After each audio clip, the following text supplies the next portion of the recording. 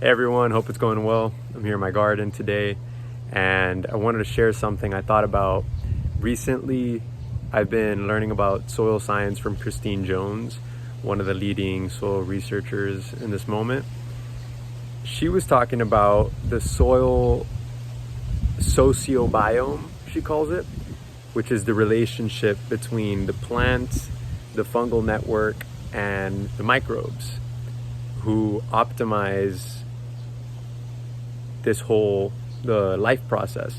So the plant creates the sugars essentially, which are then transported through the fungal network to the microbes who consume the sugars, and then as energy source, then the microbes take nutrients, bring water, they perform a variety of functions depending on the microbe, and then through the fungal network this is transported back to the plant so the plant can build more of itself, further expand life.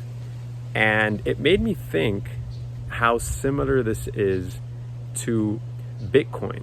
So I don't know if you guys are familiar with what's happening with cryptocurrencies and Bitcoin in this moment, but one of the things that I love about Bitcoin, decentralized finance, decentralized currency, is that it functions very much like a forest ecosystem. How so? Well, the main way is that it is decentralized. So a forest ecosystem, if you look behind me, you'd see there's some banana plants here, but behind these banana plants, there's other plants. There's a variety of different plants and species, and this creates a very strong resiliency in the system where if you were to eliminate one of these things, it wouldn't affect the system too much because it has so many different components that are fulfilling so many functions. So similarly, something like a decentralized financial system like Bitcoin, there's no way to eradicate it because there's so many decentralized nodes that are functioning, that are all connected to each other. So by you eliminating one of these nodes, you do nothing to the system. So it creates a strong immunity, variety in a forest, just as much as it does in financial systems. And where am I getting with all of this? It made me think that when you understand how plants interact with the microbes in that way, you see that the plant is functioning as an energy generator, so as an electric power plant, so to speak. I'm using an analogy, I'm trying to create an analogy with Bitcoin to kind of see how similar in design they are. So the plant is an energy generator. It's a miner. If you're familiar with Bitcoin, for the system to work, it relies on miners, which are verifying transactions. So this plant is an energy generator. The fungal network is the blockchain network. The sugars that the plant produces from being a solar panel and photosynthesis, that's Bitcoin. So the plant, the miner, who using the electricity of the sun has mined the sugars, Bitcoin, now has this currency. What does the plant need?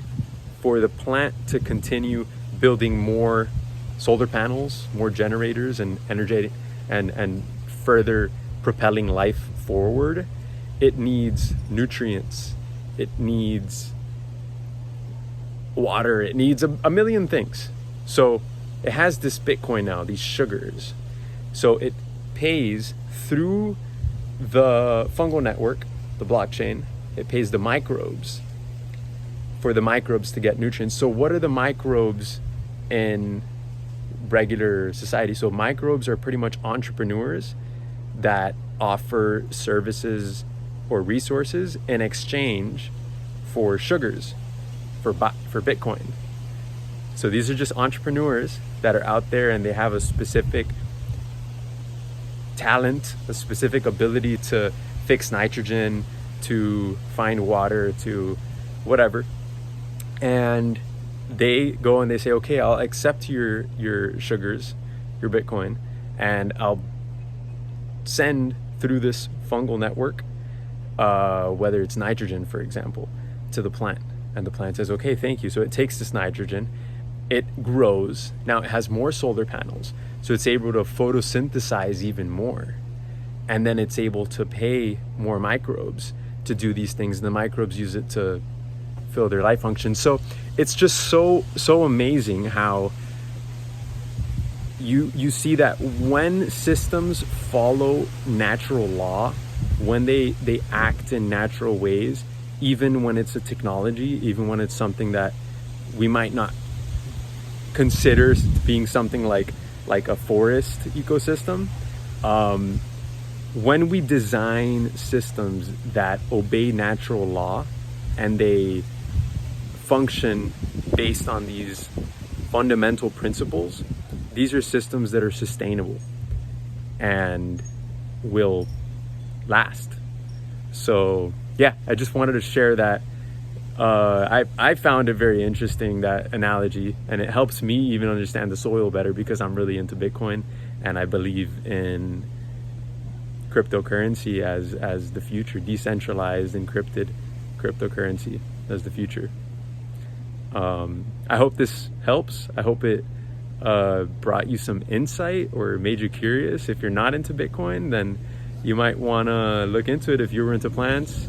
And if you're into Bitcoin and you're not into plants, you might want to look into plants, because they have a lot of things in common. So yeah, till next time, take care, guys.